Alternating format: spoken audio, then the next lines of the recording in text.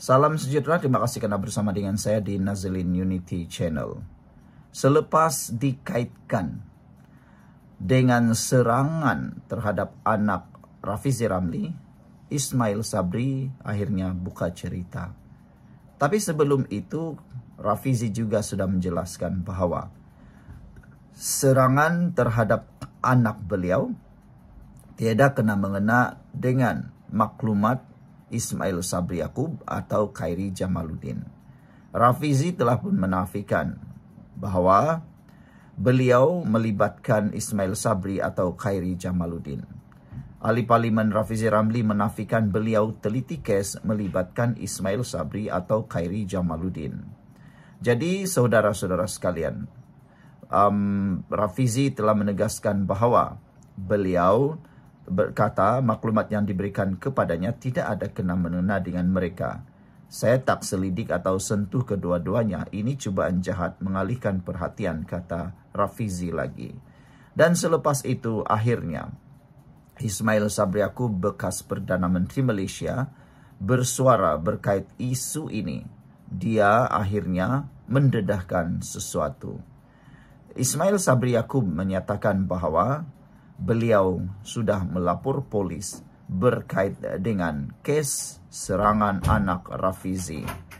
Saudara-saudara sekalian, inilah yang sedang berlaku di Malaysia. Apabila sentimen media sosial tuduh-menuduh, fitnah-menfitnah berlaku.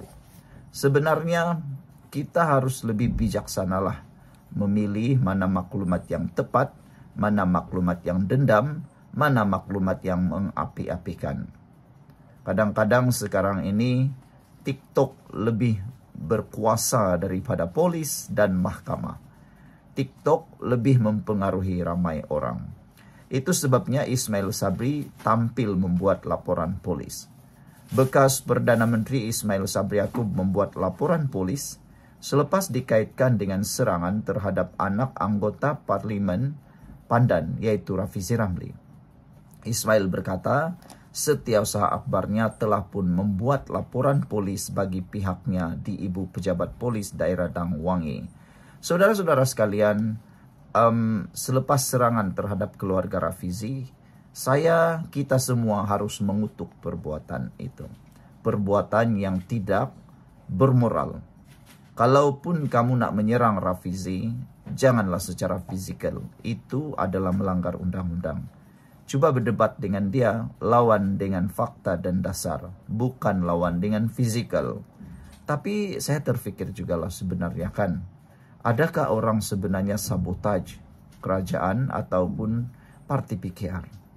Sebab pada pandangan saya, walaupun dalam PKR mungkin ada sengketa dalaman kah, ataupun ada pendedahan-pendedahan yang mungkin panas kah, tapi tidak mungkinlah mereka akan menyerang anak rakan sendiri. Yang menjadi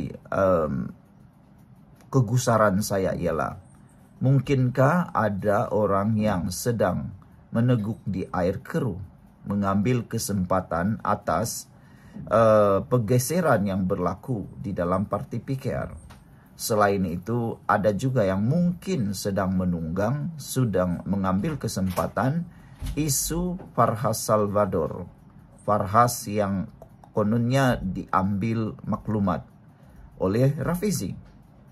Itu harus kita pertimbangkan. Tapi sebelum itu, izinkan dulu saya mengkongsikan kepada Anda semua. Ini terapi imun Transfer Factor for Life. Terapi imun yang meningkatkan daya imun badan kita sehingga 400%. Secara umum dan ringkasnya, apabila imun badan kita lemah, apabila imun badan kita jadi bodoh, kita sukar sembuh daripada semua jenis penyakit.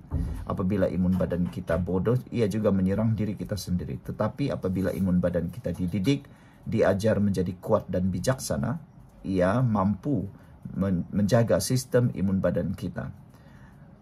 Faktor kekuatan imun tubuh badan kita ialah faktor untuk kita menjamin kesehatan kita yang berkekalan.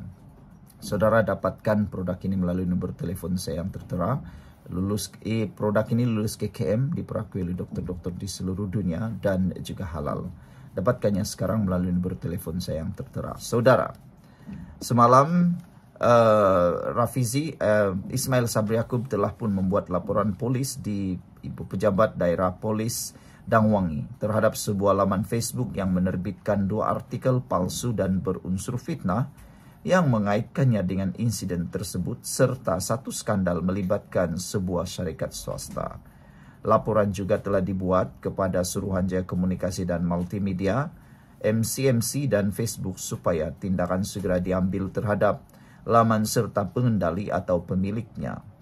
Keseluruhan kandungan artikel yang dimuat naik dalam laman Facebook tersebut tidak benar sama sekali dan bersifat niat jahat untuk menjatuhkan reputasi serta nama baik saya, kata Ismail Sabri Yaakob. Saya mohon pihak berkuasa menjalankan siasatan terperinci dan mengambil tindakan tegas kepada pemilik atau pengendali akaun Facebook ini serta merta dan mana-mana pihak yang menyebarkan artikel terbabit. Saya juga telah mengarahkan peguam untuk mengambil tindakan undang-undang selanjutnya terhadap pihak terbabit, katanya lagi. Ismail Sabri turut mengucapkan terima kasih kepada Rafizi yang sebelum ini tampil menjelaskan perkara itu di X. Terdahulu Rafizi mendedahkan perjumpaannya dengan pembocor maklumat sebelum anaknya diserang berkaitan dengan ahli perniagaan Farhas Wafa Salvador Rizal Mubarak.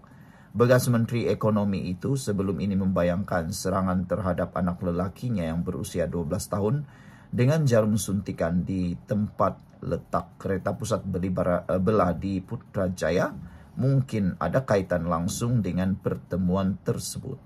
Ketika itu Rizal hanya menyebut pertemuan itu melibatkan seorang individu.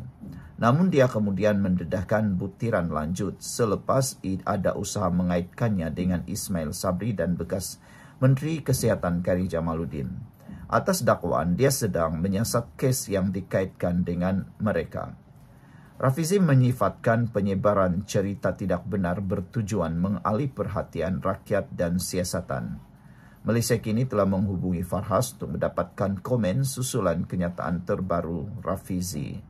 Saudara-saudara sekalian, nasihat kita sebelum kita tutup ulasan kali ini ialah jangan terlalu yakin dan percaya dengan media sosial termasuklah Facebook dan TikTok.